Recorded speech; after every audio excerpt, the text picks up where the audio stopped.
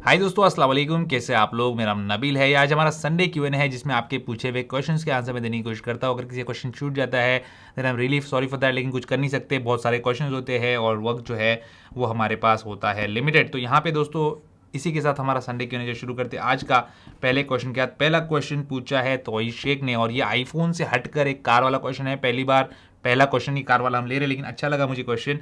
यहाँ पे ये बोल रहे हैं कि दो कार्स के ऑप्शन है इनके पास, एक है Volkswagen वेंटो, दूसरी है होंडा सिटी। इन दोनों में से कौन सी लेना चाहिए, सजेशन दीजिए। अगर आपको सिटिंग कंफर्ट ज़्यादा इंपॉर्टेंट है और आपकी जो फैमिली बैठती है तो ज़्यादा स्पेशियस वगैरह होना चाहिए, अगर वैसा आपकी सोच है तो आपके लिए होंडा सिटी ज़्यादा बेटर है। अगर आपको एक ड्राइवर्स कार चाहिए, अगर आपको चलाने का बहुत शौक है और चलाने में मज़ा आता है, होंडा सिटी में आपको मज़ा नहीं आएगा, आपको मज़ा आएगा Volkswagen वेंटो में। अब दोनों के अंदर ऑटोमेटिक्स भी आते हैं और मैनुअल भी आता है, लेकिन दोनों पेट्रोल इंजन के साथ ही है। होंडा सिटी में जो ऑटोमेटिक आता है वो आपको थोड़ा रबर बैंड इफेक्ट देगा, CVT ट्रांसमिशन है। और वहीं पे Volkswagen वेंटो के अंदर टॉर्क कन्वर्टर है तो वो चलाने में आपको मज़ा भी देगा। और Volkswagen वेंटो के अंदर जो इंजन है वो टर्बोचार्ज भी है, तो आपको काफ़ी मज़ा आएगा। ड्राइविंग डायनामिक्स हर चीज़ जो है वो वेंटो की अच्छी, लेकिन वेंटो एक काफ़ी पुराना प्रोडक्ट है और होंडा सिटी एक काफ़ी मॉडर्न प्रोडक्ट है अभी जो मिल रही है। तो वेंटो का जो रिफ्रेश मॉडल है वो आने का वेट आप कर सकते हैं, या फिर अभी की वेंटो के लिए भी आप जा सकते हैं।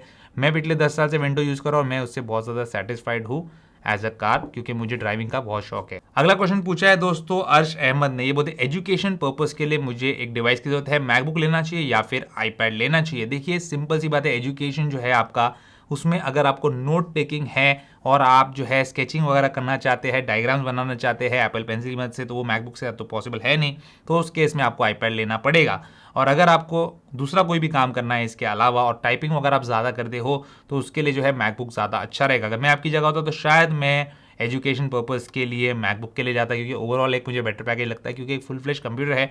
बहुत सारे सॉफ्टवेयर ऐसे होते हैं जो कि मैक पे चलेंगे लेकिन आईपैड पे नहीं चलेंगे, क्योंकि आईपैड का जो ओएस है उसके अंदर काफ़ी ज़्यादा रेस्ट्रिक्शंस है। वो एक टैबलेट वाला ओएस है या फिर एक आईफोन वाला ओएस है, वो कंप्लीट एक कंप्यूटर वाला ओएस नहीं है। तो ये एक फ़र्क दोनों के अंदर हमेशा रहता ही है। मेरी चॉइस मैकबुक होगी, लेकिन डिपेंड करता है कि आपकी स्टडीज़ किस टाइप की है। अगला क्वेश्चन पूछा है दोस्तों काउंसिलर शर्मा ने। इनका सवाल ये है कि एप्पल के डिवाइस पे अमेजॉन प्राइम वीडियो म्यूजिक वगैरह नहीं चलता है, कि मेरे पास प्राइम सब्सक्रिप्शन है और मेरे पास आईपैड 8 जनरेशन है, तो वहाँ पे मूवीज़ या सॉन्ग्स जो है वो प्ले नहीं हो रहे हैं। वहाँ पे लिखा आता है unavailable for purchase on this application Amazon prime. शायद आप गलत रीजन का अमेजॉन प्राइम एप्लीकेशन इस्तेमाल करें। देखिए यहाँ पे iPad Air 4 है और आपके सामने मैं यहाँ पे अमेजॉन का प्राइम वीडियोस जो है चला के दिखा देता हूँ। देखिए यहाँ पे पूरे वीडियोस जो है चल रहे हैं आपके सामने और सारी चीज़ें चल रही। तो अनअवेलेबल फॉर परचेज वगैरह अगर लिखा आ रहा है तो या तो रीजन गलत होगा, आपने रीजन गलत सेट किया होगा, या फिर एप्लीकेशन जो आप इस्तेमाल कर रहे हो पर्टिकुलर डाउनलोड करके वो गलत रीजन का होगा, इस वजह से ऐसा हो रहा होगा। जो आपका प्राइम सब्सक्रिप्शन है वही अकाउंट से आप लॉगिन कीजिए, प्राइम वीडियो बिल्कुल भी आपके आईपैड पे चलना चाहिए। अगला क्वेश्चन है दोस्तों अनिल का। अनिल बोलते हैं क्या हम सेंसर शिफ्ट इमेज स्टेबलाइजेशन और लाइडर स्कैनर क्या आईफोन 13 के नॉन प्रो मॉडल्स में देख सकते हैं क्या विद रीडिजाइंड कैमरा इंटरफेस, और क्या हम एक्सपेक्ट कर सकते हैं always on display iPhone 13 pro में, क्योंकि उसमें LTPO डिस्प्ले आने वाला है।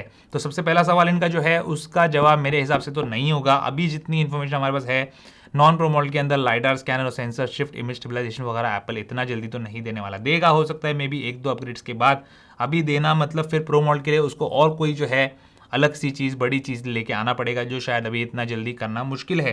दूसरा क्वेश्चन जो आपका है कि ऑलवेज ऑन डिस्प्ले, तो ऑलवेज ऑन डिस्प्ले आ सकता है अगर आप हार्डवेयर पर्सपेक्टिव से देखेंगे, उस एंगल से देखेंगे तो। लेकिन एप्पल जो है कोई भी चीज़ एकदम से इंप्लीमेंट नहीं करता, वो अपना वक्त लेता है। तो अगर उसको ऐसा लगता है कि नहीं ऑलवेज ऑन डिस्प्ले अभी नहीं देना चाहिए तो वो नहीं भी देगा, लेकिन LTPO डिस्प्ले आता है तो मे बी आप कोई और सॉफ्टवेयर के जरिए से वो चीज़ कर पाएंगे। अगला क्वेश्चन है रवि शर्मा का। बोलते हैं अगर मैं दुबई से एप्पल वॉच सीरीज 6 LTE वाला लेता हूं तो क्या इंडिया में सारे एप्लीकेशन और सेलुलर नेटवर्क वगैरह सपोर्ट करेगा कि नहीं। देखिए अभी जो मेरी एप्पल वॉच हाथ में है ये सेलुलर मॉडल है और ये LLA मॉडल है, यानी कि USA का मॉडल है। तो USA के बैंड्स भी इंडिया के अंदर सपोर्ट करते हैं और इस पर सेलुलर नेटवर्क आता है। मैंने जियो के साथ इसको पेयर करके रखा है। वैसे ही दुबई वाली जो एप्पल वॉच है उस पर भी आएगा। आपको अगर ये चीज़ चेक करनी है तो आपके पास बहुत ही सिंपल से इसका सोल्यूशन है कि एप्पल की वेबसाइट पे जाइए, इंडिया वाली या US वाली कहीं की भी, और वहाँ पे एप्पल वॉच का जो पेज होता है उस पर जाके आप बैंड्स कौन से सपोर्ट करते हैं उसमें देखिए। उसके अंदर USA और नॉर्दर्न अमेरिका, साउथ अमेरिका के लिए एक बैंड्स का लिस्ट होगी, और वैसे ही इंडिया के लिए दुबई वगैरह के लिए एक लिस्ट होगी, तो वो दोनों को आप कंपेयर कीजिए। अगर उसमें मैच होते हैं बैंड्स तो वो सारी वॉचेस जो है कहीं भी चल जाती है। ये यूएसए वाली है, ये अलग रीजन की है, लेकिन इंडिया में चल रही है तो दुबई वाली तो चलना ही चाहिए। अगला क्वेश्चन है तलहा का, ये बोलते हैं कि आईफोन 11 क्या 45,000 का हो सकता है क्या दिवाली ऑफर में या आईफोन 13 लॉन्च होने का? बिल्कुल भी हो सकता है। ऑलरेडी 49,999 का मिल रहा है फ्लिपकार्ट के ऊपर। ऑफलाइन रीसेलर्स मैं जानता हूँ कुछ जो है मे बी 48, 47 में भी उसको सेल कर रहे हैं। 50 के अंदर मिल रहा है ऑनलाइन में, तो 45 तक जाना इट इज़ नॉट इम्पॉसिबल।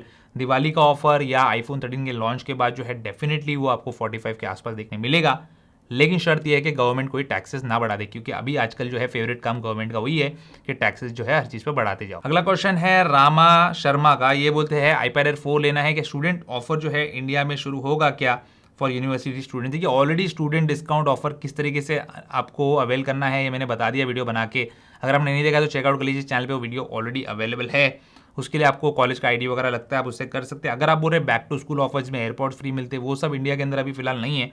और कॉलेज स्टूडेंट्स के लिए जो ऑफर है, स्कूल स्टूडेंट के जो ऑफर है, वो आपको अच्छा खासा डिस्काउंट देता है, तो उसको फॉलो कर लीजिए वीडियो को। यहाँ पे आई बटन पे आपको लिंक मिलेगा, उस पर जाके चेकआउट कर लीजिए क्या प्रोसीजर है। अगला क्वेश्चन है दोस्तों ऋषिराज सिंह जडेजा का, ये बोलते हैं iOS 15 का पब्लिक बेटा वर्जन मुझे इंस्टॉल करना है और मेरे पास एप्पल वॉच भी है, तो क्या उसमें भी WatchOS 8 इंस्टॉल करना पड़ेगा क्या? WatchOS का पब्लिक बेटा वर्जन कैसे इंस्टॉल करें? देखिए WatchOS का जो बेटा वर्जन है आप लोग इंस्टॉल मत कीजिए, क्योंकि उसको रिमूव करना जो है उसके लिए आपको एप्पल स्टोर जाना पड़ता है, थोड़ा उसमें जो है झमेला है, तो वो मत कीजिए।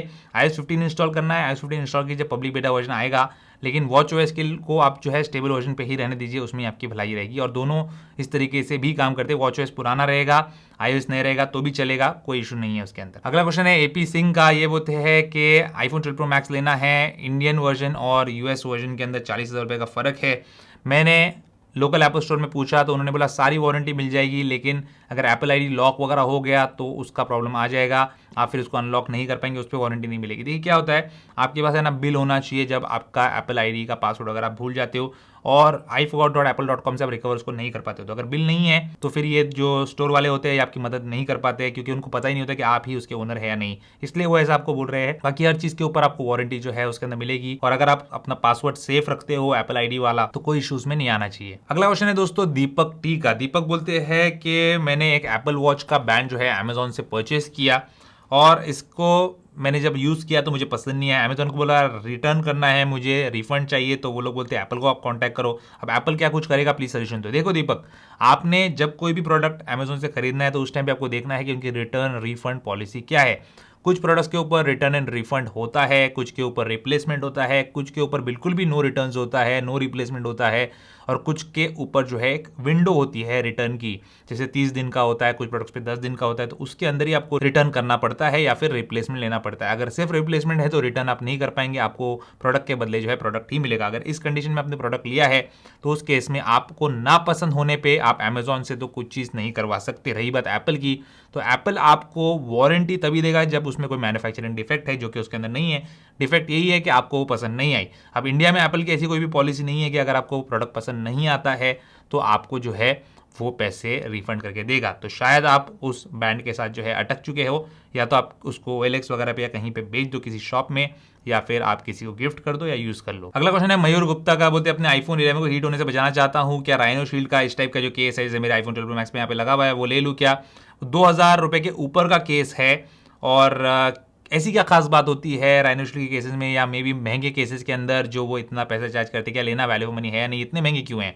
देखिए पहली बात, आप जो फ़ोन यूज़ कर रहे हो 50,000 का, 60,000 का, लाख रुपए का, 1.5 लाख रुपए का, ये जब गिरता है, जब टूटता है तो इसके रिपेयर्स बहुत एक्सपेंसिव होते हैं, और उसको बचाने के लिए आपको एक अच्छा केस जो है ये होना बहुत ज़रूरी है। आप 100 रुपये वाला केस ले सकते हो, 500 वाला ले सकते हो, नॉन ब्रांडेड केस ले सकते हो, 1,000 रुपये का भी नॉन ब्रांडेड ले सकते हो, लेकिन मैं वो रेकमेंड नहीं करता। जो मिलिट्री ड्रॉप टेस्टेड केस है उनकी अपनी कीमत होती है, जो कि स्टार्ट होती है 900-1,000 रुपये से। सब केस का आता है, स्पीगन का आता है, राइनो शील्ड आता है, कोई भी केस के साथ आप जा सकते हो, लेकिन मिलिट्री ड्रॉप टेस्टेड का जाइए। देखिए मेरा फोन भी कई बार गिरता है हाथ से, ऐसा हो नहीं सकता कि इतना बड़ा फोन आप यूज करो और आपके हाथ से गिरे नहीं, गिरता है, लेकिन इसके ऊपर एक स्क्रैच भी नहीं आया आज तक, ना इसका कभी स्क्रीन गार्ड टूटा। क्यों? क्योंकि उसके ऊपर में केस जो है वो अच्छा लगा है। ना सिर्फ राइनो शील्ड का केस, इसके अलावा मेरे पास जो रिंग के करके कंपनी का केस है, 1,000 रुपये का केस है, वो केस ने भी जो है अच्छे तरीके से मेरे आईफोन को प्रोटेक्ट किया है। तो यहाँ पे मैं यही बोलना चाहता हूँ कि अच्छे केस में इन्वेस्ट करो, चाहे 2,000 हो, 3,000 हो, पैसा स्पेंड करो ताकि आपको रिपेयर्स पे जो है बहुत ज़्यादा पैसा स्पेंड ना करना पड़े। अगला क्वेश्चन है साहिल पटेल का, बोलते हैं आपने एक तरीका बताया जिसमें हम एप्लीकेशन पे लॉक लगा सकते हैं। आईफोन का मैंने अभी थोड़े दिन पहले बताया तो सबने देखा होगा आप लोगों ने। तो बोल रहे हैं क्या उसके अंदर हमारा फोन लॉक हो जाता है और जिसके पास फोन का पासवर्ड होगा वो तो हमारा एप्लीकेशन ओपन करके देख सकता है। तो जिसके पास आपका फोन का पासवर्ड होगा एप्लीकेशन ओपन करके देख सकता है, तो उसके बाद आपका एप्लीकेशन का भी तो पासवर्ड हो सकता है ऐप लॉक का। तो यहाँ पे मुझे ये बात समझ में नहीं आती, अगर आप फोन को लॉक रखो अच्छे तरीके से तो कोई जो है आपके एप्लीकेशन देख नहीं सकता। और अगर आपको ऐसा लगता है कि किसी के हाथ में आपने फोन दिया, समझो आप गाइडेड एक्सेस ऑन करके नहीं दे सकते और आपको फोटोज लॉक रखना है या फिर आपको व्हाट्सएप लॉक रखना है, व्हाट्सएप पे तो चलो फेस आईडी वाला लॉक आता है, कोई भी एप्लीकेशन आपको लॉक रखना है जैसे इंस्टाग्राम, तो उस पर ये वाला लॉक लगा सकते हो। तो कभी वो अगर गया कीड़ा करने के लिए, मस्ती करने के लिए, तो उस टाइम पे आपका फोन ऑटोमेटिकली लॉक हो जाएगा और उसको आपके पास आना पड़ेगा।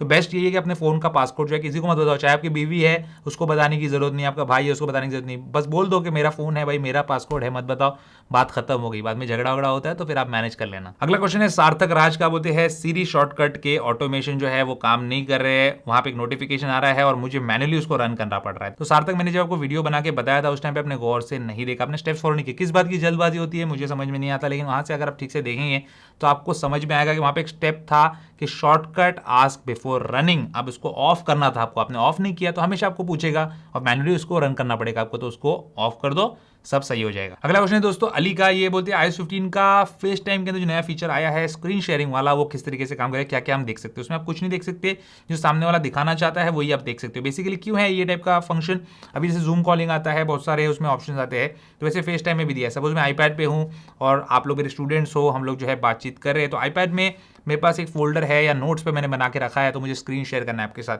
तो मैं स्क्रीन शेयर करता हूँ फेस टाइम के जरिए से।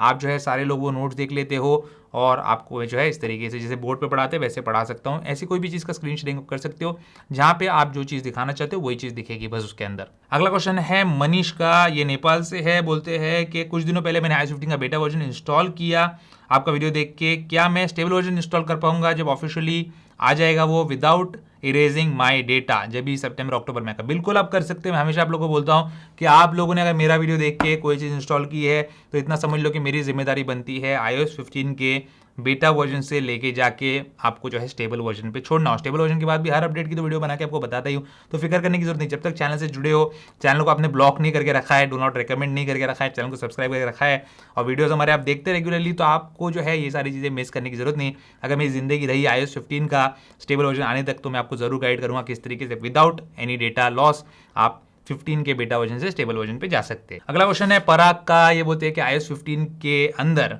व्हाट्सएप जो है वो आईपैड पे चलेगा कि। देखिए व्हाट्सएप आईपैड पे नहीं चलने का रीजन ये है कि व्हाट्सएप के डेवलपर्स ने उसको आईपैड के लिए नहीं बनाया है, आईपैड का ऐप उन्होंने नहीं बनाया, इसलिए व्हाट्सएप आईपैड पे नहीं चलता है। जब वो बना देंगे तो आईपैड पे भी चलने लगेगा। अब उसका iOS 15 से कोई भी लेना देना नहीं है। अगला क्वेश्चन दोस्तों गुलाम हुसैन का, बोलते हैं जैसे हम एंड्रॉइड के अंदर व्हाट्सएप में फोटोज को एज ए डॉक्यूमेंट सेंड कर सकते हैं ताकि उसकी क्वालिटी रिड्यूस ना हो, तो आईफोन में कैसे पॉसिबल है।